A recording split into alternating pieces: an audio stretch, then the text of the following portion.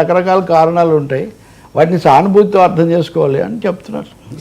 సరే ఏంటి ఫార్ములా కేసులో బిగిస్తున్న ఉచ్చు ఏసీబీకి లేఖ రాసిన తెలంగాణ సీఎస్ శాంతికుమారి ఫార్ములా ఈ రేసులో విచారణ కోరుతూ లేక నిధుల దుర్వినియోగంపై విచారణ జరపాలని సీఎం రేవంత్ రెడ్డి రివెంజ్ తీసుకుంటున్నారు అని చెప్పి బీఆర్ఎస్ వాళ్ళు మాట్లాడే పరిస్థితి.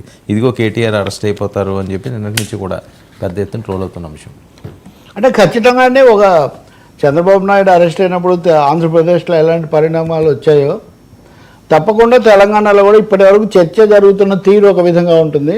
నిజంగా కేటీఆర్ మీద స్వయంగా యాక్షన్ అది మొదలయ్యి అరెస్టులు లేకపోతే అక్కడ దాకా పోయినప్పుడు మటుకు ఉద్రిక్తత పెరిగే అవకాశం చాలా ఉంది. అయితే అలా అని దీన్ని ఏమి కాదంటానికి లేదు. Revanth Reddy KTR is on record that ఈ ఫామ్లో మనకు ఉపయోగం కాబట్టి డబ్బు పంపించండి అని నేనే చెప్పాను. మీరు నన్ను అరెస్ట్ చేస్తే కూడా నేను కాస్త అక్కడ ఎక్సర్సైజులు చేసి బలపడతానని ఆయన చెప్పున్నారు. కానీ గత 2-3 రోజుల నుంచి పొంగులేటి శ్రీనివాసరెడ్డి కానీ ఇతర మంత్రులు కానీ సూటిగా చెప్పేశారు, మాకు గవర్నర్ నుంచి అనుమతి వచ్చింది. ఎప్పుడు అనేది ఇప్పుడు ప్రశ్న తప్ప ఇక సస్పెన్స్ ఏం లేదు. కేటీఆర్ ఇన్కమ్ ట్యాక్స్ రిటర్న్స్, ఆయన ఆస్తులు వీటన్నిటి మీద కూడా ఇప్పటికే థరో ఎంక్వైరీ జరిపారు. ఆయనకు నోటీసులు కూడా ఇచ్చారు. బహుశా 21వ తారీఖు ఈ ప్రక్రియలో ఆయన హాజరు కమ్మని కోరవచ్చు అని కూడా వాళ్ళ అధికారులు చెప్తున్నారు.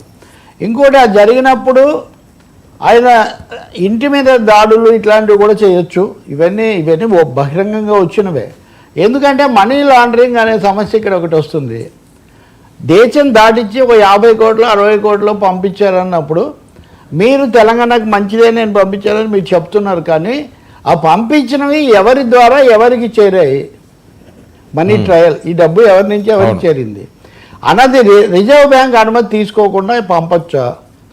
అలా పంపినప్పుడు మనీ లాండరింగ్ అదే కదా. ఖచ్చితంగా మీరు ఉద్దేశించిన చిరునామాకే అక్కడ మీరు వర్మకు పంపించుంటే ఇంకొక ఆయన రవి తీసుకొని ఉండొచ్చు కదా. సో ఇలాంటివన్నీ ఎంక్వైరీ చేయాల్సిన ఒకటి కూడా వస్తుంది.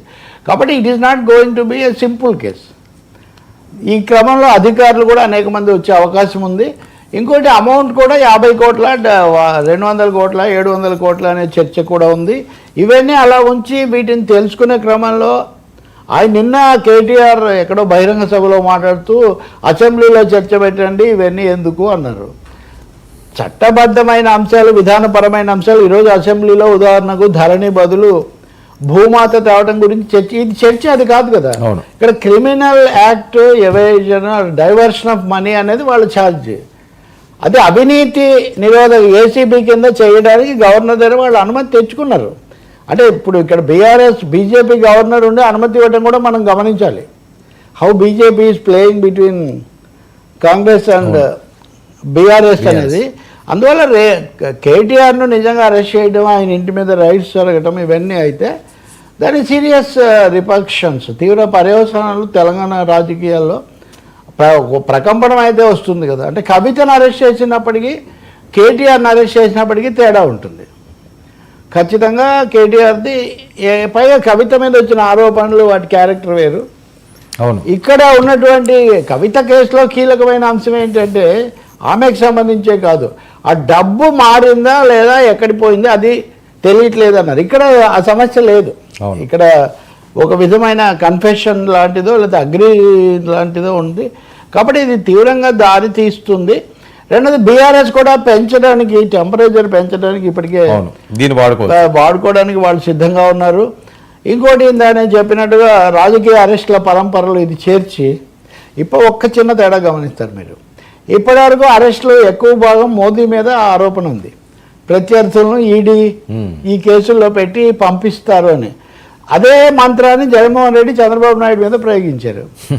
ఇప్పుడు అదే తంత్రాన్ని ఇప్పుడు రేవంత్ రెడ్డి కేటీఆర్ మీద ప్రయోగిస్తున్నారా అంటే, మరి మీరు నన్ను అరెస్ట్ చేశారు కదా, రేవంత్ రెడ్డిని మరి అంతకుముందు వీళ్ళు అరెస్ట్ చేశారు కదా అనే ఒక అంశం కూడా అది కూడా ఈ సమయంలో ముందుకు వస్తుంది. అప్పుడు ఆయన అరెస్ట్ చేశారు కాబట్టి అప్పుడు అక్కడ కూడా అదే అన్నారు కదా, అవును, ఎవరెవరైతే జగన్ మీద చేశారో వాళ్ళందరినీ. అందుకని but KTR arrest are KTR మీద యాక్షన్స్, కేటీఆర్ మీద ఇన్వెస్టిగేషను ఇవి తెలంగాణ రాజకీయాల్లో దుమారానికి సిద్ధమవుతోంది. అది ఎలా జరుగుతుంది? కానీ ఒకటి కోరుకోవాలి, మనం ఎవరేం చేసినా చట్టబద్ధంగా చేయాలి తప్ప అవి ఒక విధంగా శృతి మించిన పరిస్థితి ఉండకూడదని. ఓకే. సార్ ఈ అద్వానీ అంశం ఏంటి సార్?